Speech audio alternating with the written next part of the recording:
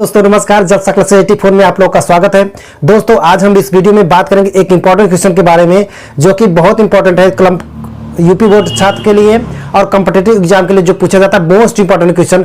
चलिए हम देखते हैं क्वेश्चन। दोस्तों यहाँ पर व्हाइट बोर्ड पर लिखा है, हम पढ़ के दिखाते हैं। तो सबसे पहले यहाँ पर लिखा है यूक्लिड विभाजन एल्गोरिथम। जी हाँ दोस्तों, मैंने यूक्लिड विभाजन एल्गोरिथम आप लोग को डीपली चर्चा किया था। अगर नहीं देखा है तो मैं एक डिस्क्रिप्शन बॉक्स में आप लोग को दे दूंगा, वहां पर जाकर वीडियो को देख लीजिएगा।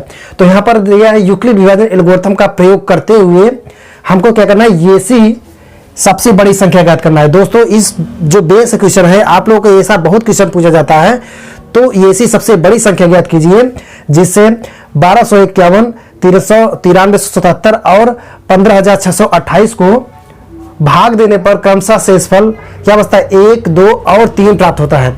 दोस्तों मैं आप लोग जानकारी के लिए बताता हूँ, ऐसा बहुत से क्वेश्चन पूछा जाता है तो यूट्यूब पे दोस्तों आप लोगों को कहीं नहीं बताया जाता है। इस जलसा क्लास 84 को आप लोगों को अवश्य सूचना जो दिया जाता है, ऑथेंटिक दिया जाता है। चलिए दोस्तों हम वीडियो को देर न करते हम शुरू करते हैं। क्वेश्चन को किस प्रकार लगाते हैं, तो दोस्तों यहाँ पर सबसे पहले दिया है, हम सबसे पहले किस प्रकार लगाते हैं बोर्ड में, जब एग्जाम में, इसमें बोर्ड एग्जाम में जो क्लास चल रहा है छात्रों का, तो किस प्रकार सबसे पहले हम लिखेंगे हल। ठीक है, तो लिखेंगे जो हमारे दिए गए शेषफल है, तो लिखेंगे दोस्तों दिए गए शेषफल को, दिए गए शेषफलों, यहाँ पर जितना हमारा शेषफल क्या दिया है 1, 2 और 3, दिए गए शेषफल को संख्याओं में से घटाने पर, संख्याओं में से घटाने पर। अब दोस्तों हम क्या करते हैं, जो हमारा शेषफल है वो संख्या में से घटाते हैं। घटाते क्यों है दोस्तों, क्योंकि हमारा सवाल हम पूछ रहा है कि भाग देने पर क्रमशः शेषफल 1, 2 और 3 बचे, इसलिए दोस्तों हम घटा रहे हैं संख्या में से। तो हमारी संख्या कितना है 1251, तो सबसे पहले यहाँ पर 1251 में से हम क्या घटाएंगे 1, बोला है क्रमशः शेषफल बच रहा है 1, तो यहाँ पर सिंपली हम घटाएंगे। तो 1251 में से 1 घटाएंगे तो कितना आ जाएगा 1250।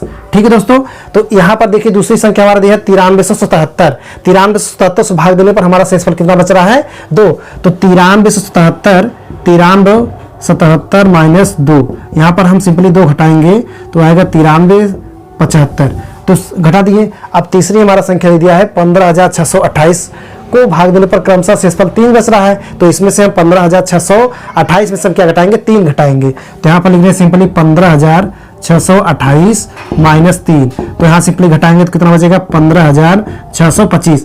ये हमारी संख्या जो हमारा क्रमशः शेषफल जो 1, 2, 3 बच रहा था, हम सिंपली क्या के संख्या में से घटा दिए। अब घटाने के बाद यहाँ पर क्या करेंगे, तो बोल रहा है बच्चों यूक्लिड विभाजन एल्गोरिथम का प्रयोग कीजिए। तो यहाँ पर हम 2 संख्या लेते हैं, हम इसको और इसको लेते हैं, तो लिखेंगे यहाँ पर दोस्तों अब हमारा छोटा संख्या क्या है ए और बी, जो हम बताए थे एल्गोरिथम 2 ही संख्या पर लागू होता है, तो हम 2 संख्या लेंगे। देखिए हमारा 1250 हमारा छोटा है, कौन सा बड़ा है 9375, ये हमारी 2 संख्या हो गई।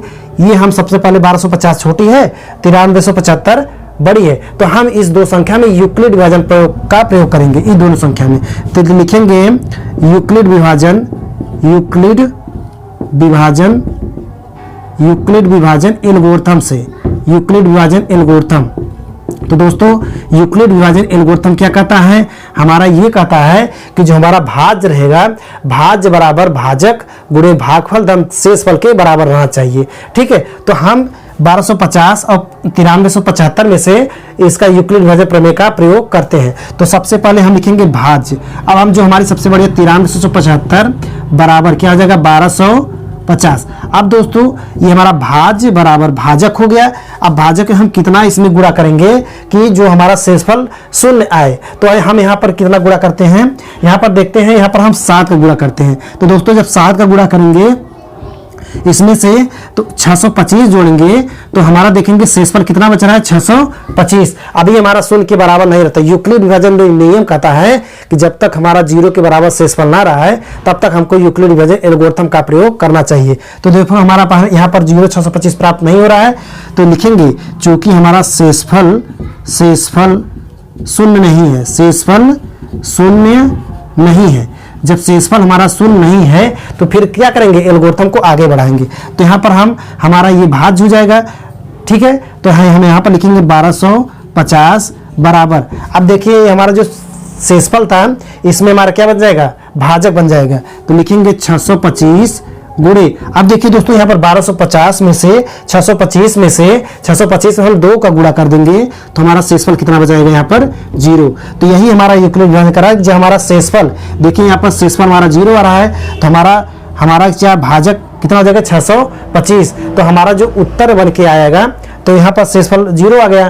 तो जब शेषफल यहाँ पर 0 आ गया तो हमारा यूक्लिड विभाजन खत्म हो गया। तो देखिए अब हम क्या करते हैं कि 1250 में से तो हम दूसरी संख्या लेते हैं, 1250 इज ग्रेटर देन कौन सा बड़ा है 15,625। तो यहाँ पर लेंगे कि 15,625, ये संख्या हम छोटी है। अब हम इस दो संख्या में क्या करते हैं, यूक्लिड विभाजन एल्गोरिथम का प्रयोग करते हैं। अब देखेंगे यहाँ पर दोस्तों, तो लिखेंगे क्या यूक्लिड विभाजन एल्गोरिथम से क्या लिखेंगे, यूक्लिड विभाजन हमारा प्रमेय क्या है, यूक्लिड विभाजन प्रमेय क्या से। तो लिखेंगे क्या, अब देखिए सबसे बड़ी 15,625 है तो हमारा क्या हो जाएगा, ये यहाँ पर भाज्य हो जाएगा। तो लिखेंगे 15,625 बराबर, अब 1250 है तो यहाँ पर कितना लिखेंगे 1250। अब दोस्तों यहाँ पर हमको कैलकुलेशन करना पड़ेगा कि कितनी बार जाएगा। तो देखेंगे यहाँ पर कितनी बार 12 से जाएगा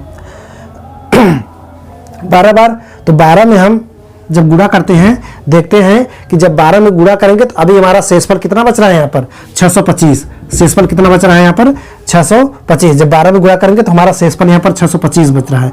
तो यूक्लिड विभाजन प्रमेय या जो यूक्लिड विभाजन एल्गोरिथम कह रहा है कि जब तक हमारा शेषफल अभी 0 प्राप्त नहीं है तो इसको कंटिन्यू करेंगे। तो यहाँ से कंटिन्यू करेंगे तो 1250 है, तो 1250 बराबर जो हमारा शेषफल था इसमें क्या बन जाएगा भाजक।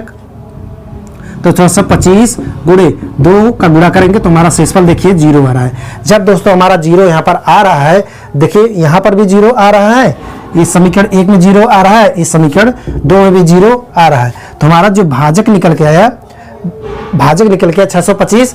तो दोस्तों शेषफल यहाँ पर दोनों में लिखेंगे क्या, चूंकि शेषफल 0 प्राप्त हो रहा है, शेषफल क्या प्राप्त हो रहा है, शेषफल 0 प्राप्त हो रहा है। शेषफल यहाँ पर 0 प्राप्त हो रहा है दोनों ही स्थितियों में। देखिए यहाँ पर 0 प्राप्त हो रहा है, यहाँ भी 0 प्राप्त हो रहा है, अतः दोनों स्थितियों में हमारा जो भाजक प्राप्त हो रहा है 625 यहाँ पर, 625 यहाँ पर प्राप्त हो रहा है। तो सबसे पहले सबसे बड़ी से बड़ी संख्या पूछा था, तो हमारी सबसे बड़ी से बड़ी संख्या लिखेंगे, बड़ी से बड़ी संख्या हमारा क्या हो जाएगा, बड़ी से बड़ी संख्या हमारा बड़ी से बड़ी संख्या क्या हो जाएगा 625। ये दोस्तों हमारा उत्तर हो गया। यही प्रश्न इस प्रकार आप लोग लगाएंगे तो 4 नंबर आप लोगों का कहीं नहीं जाएगा। कॉम्पिटिटिव एग्जाम में आप लोगों का 1 नंबर जो कि बहुत मोस्ट इंपॉर्टेंट होता है, एक नंबर, तो ये आप लोगों का सबसे बड़ी से बड़ी संख्या प्राप्त हो गई 625।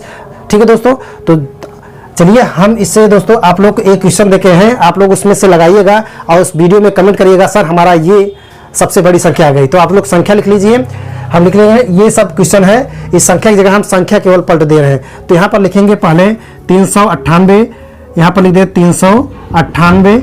दूसरी संख्या यहाँ पर लिख दे रहे कितना 436, आप लोग इसे लिख लीजिएगा 436। तीसरी और 15,628 में से यहाँ पर कितना लिखेंगे 542।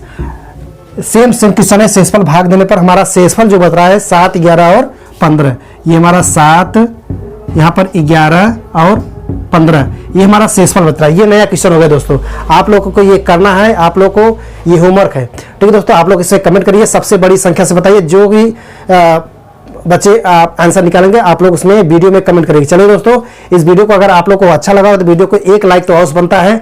चलिए वीडियो में हम मिलते हैं अगले नेक्स्ट चैप्टर के साथ, तब तक के लिए दोस्तों जय हिंद।